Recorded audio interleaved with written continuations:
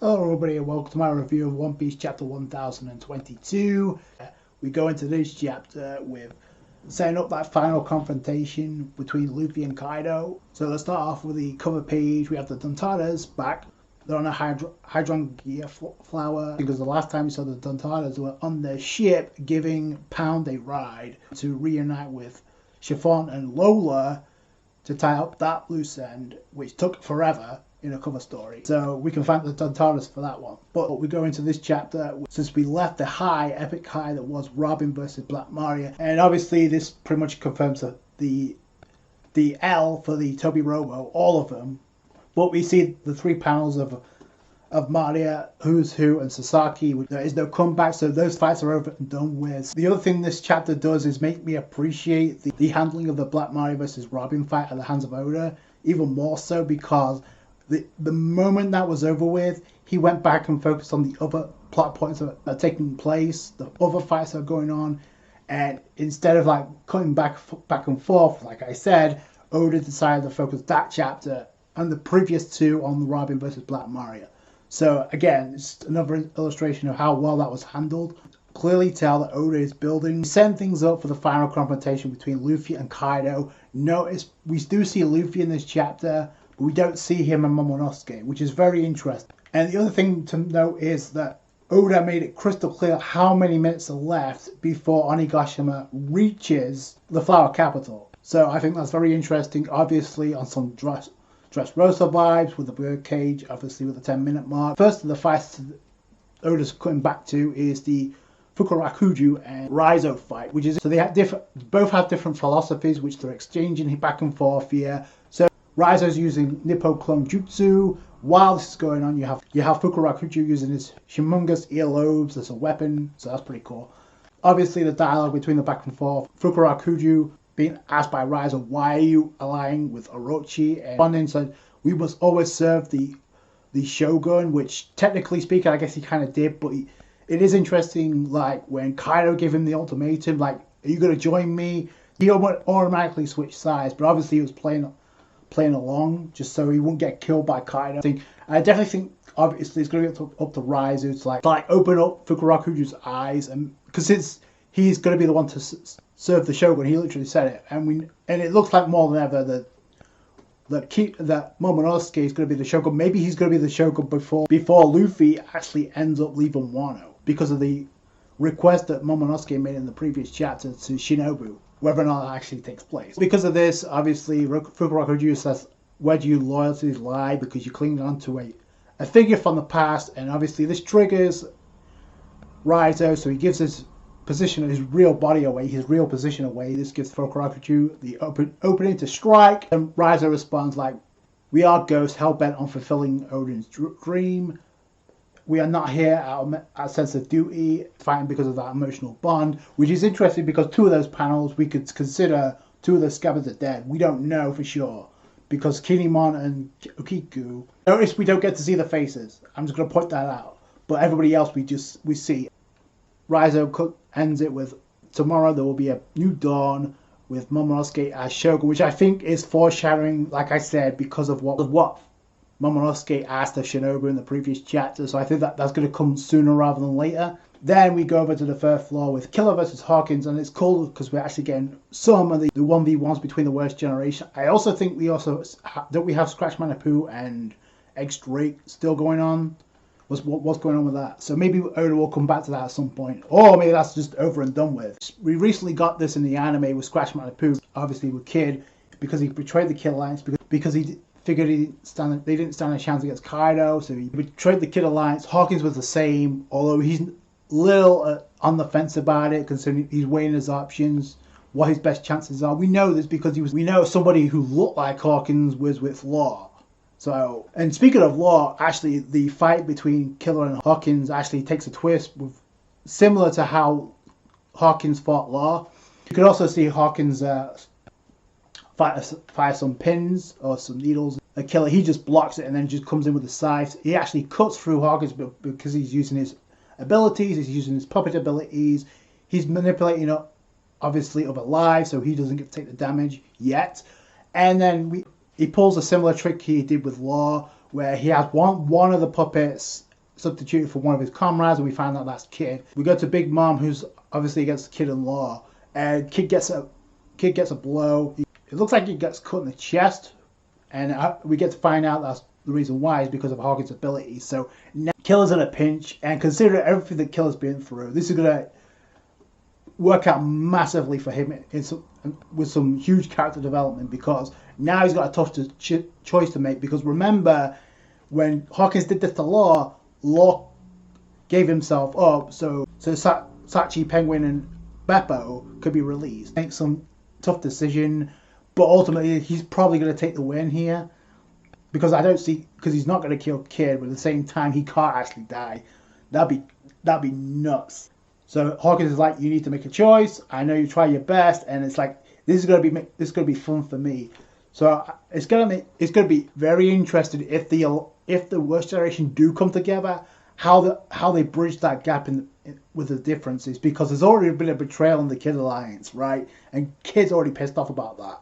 Now you have this where Hawkins is literally put Kid's life on the line by hiding behind one of the puppets if Killer attacks.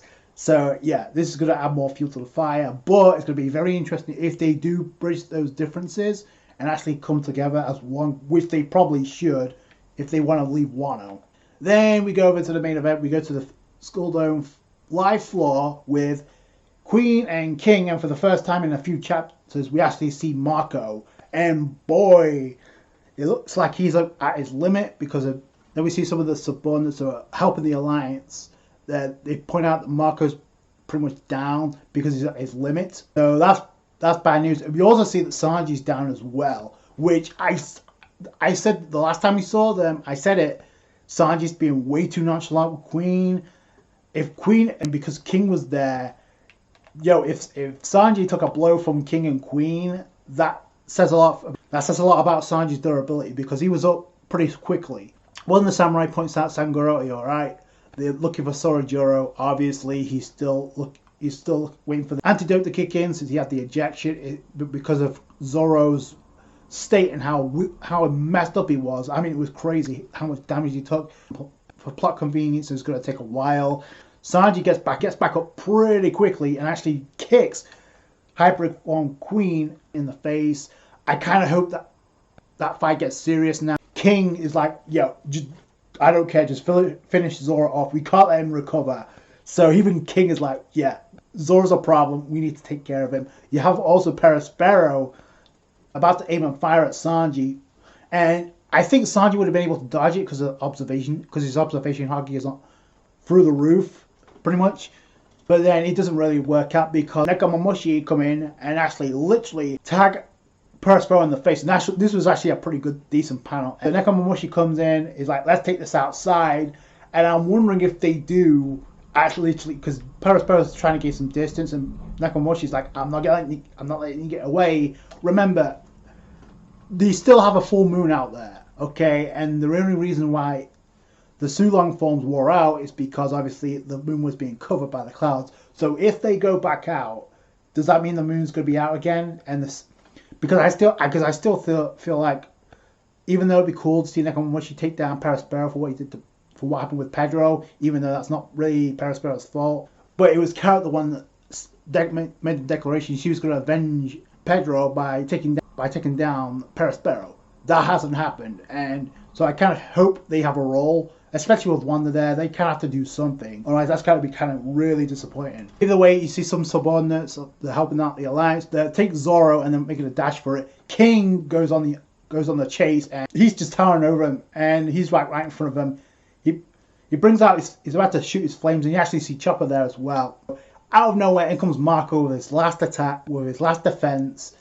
He blocks it, and shout out to Marco, because for as long as he's been dealing with both King and Queen, for plot convenience, obviously he has to take a step back for other characters to shine. So Marco blocks the attack with an awesome panel. The shading, Oda back at it, is the art in this chapter was on point. And then for the first time, we actually get some more clarification on the race that King comes from. So Marco's like, I used to hear a rumor about a certain fire conjuring race that lived on the top of the red line. We get a little bit more, but not much. But we know now they're at the top of the red line.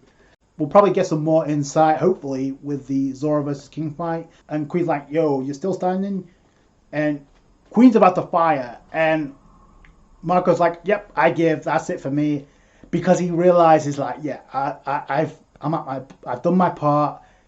It's now time for me to take a step back and let the others take the stage. It's time for the stars to take the stage. That's the cue for Zoro to get back in the game.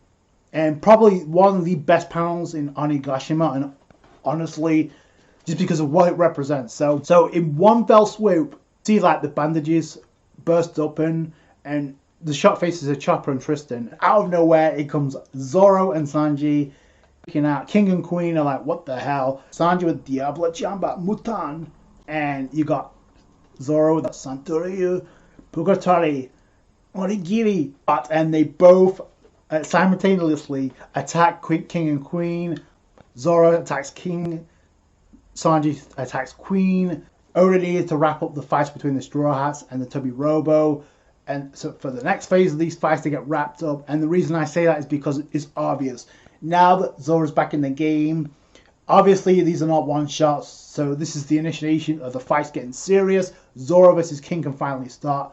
Sanji versus Queen can finally get serious, since Queen's in its hybrid form. So the question is now, are we going to have another act in Wano? And if we are, is Luffy and Momonosuke going to make it to the top of the Skull Dome? And that's going to be where we cut. Now, I want to finish off with this.